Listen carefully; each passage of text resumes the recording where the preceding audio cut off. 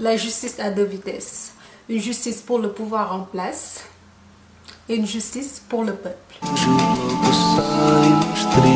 Leur dite cause est la séparation des pouvoirs. L'élément de base à l'essai d'une démocratie ou la suppression annoncée d'une justice indépendante.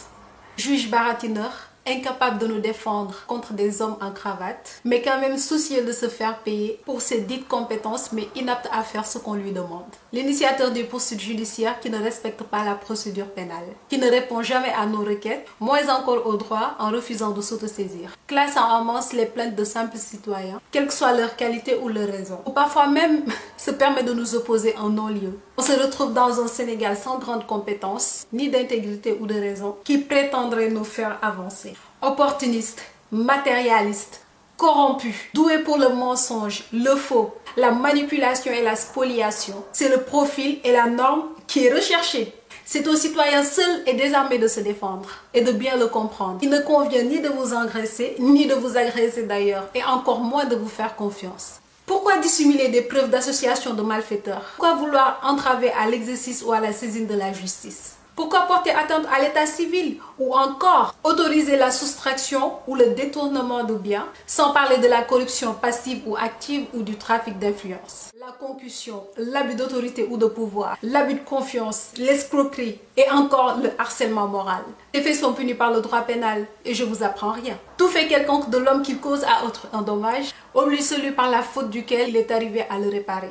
Et que chacun est tenu d'apporter son concours à la justice en vue de la manifestation de la vérité. Et vous savez mieux que moi que le juge qui refuse sous prétexte du silence, de l'obscurité ou de l'insuffisance de preuves ou de l'insuffisance de la loi pourra être poursuivi comme coupable de déni de justice. Donc l'obligation de loyauté et de probité revêt un caractère absolu pour le magistrat. Il se doit d'être indépendant, impartial et intègre. C'est la loi qui lui reconnaît ses droits et obligations qui résultent de ses principes fondamentaux, base de la confiance publique, gage de celui-ci auprès de sa dignité et de son honneur. Ce qui signifie donc que toute inconvenance réelle ou supposée doit être évitée. J'accuse donc ce procureur du pouvoir d'avoir souillé mon avenir, d'avoir falsifié ma jeunesse, d'avoir soudoyé ma dignité en tant que justiciable. Ce juge qui avait pour devoir de me défendre et de me protéger préfère me contraindre sous menace de restreindre ma liberté, afin de me culpabiliser et me faire passer pour une marginale. C'est cet homme-là, à la peau rose, en complicité avec des vendus, qui a hérité à ma place. Ce malfaiteur m'a fait signer une renonciation en utilisant mes semblables. La majorité, pour ne pas dire la totalité, de la fortune de mon père est maintenant placée dans une entreprise anglaise nommée British Petroleum,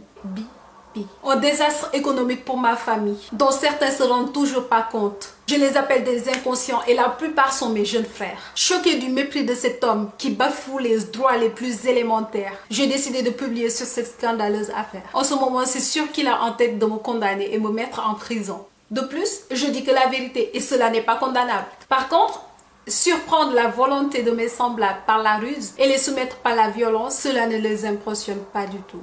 Celui qui n'aime pas ses semblables est indigne d'être appelé un juste et encore moins un juge. Un citoyen honnête aurait honte d'un avantage qui serait préjudiciable à l'intérêt commun. Cela n'est bien évidemment pas le cas des personnes qui sont impliquées dans cette affaire.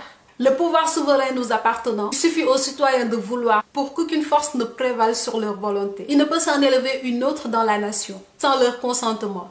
Par contre, si la jeunesse n'est pas capable d'être libre, qu'elle accuse sa faiblesse et non la liberté des désordres qui surviennent.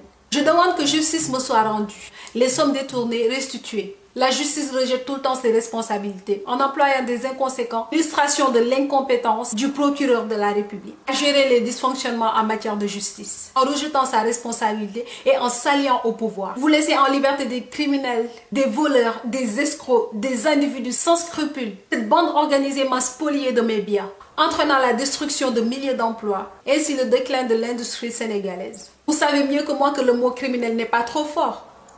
La justice sénégalaise était devenue un repère de brigands. La justice sénégalaise n'est plus un contre-pouvoir. Elle ne respecte même plus les droits de l'homme.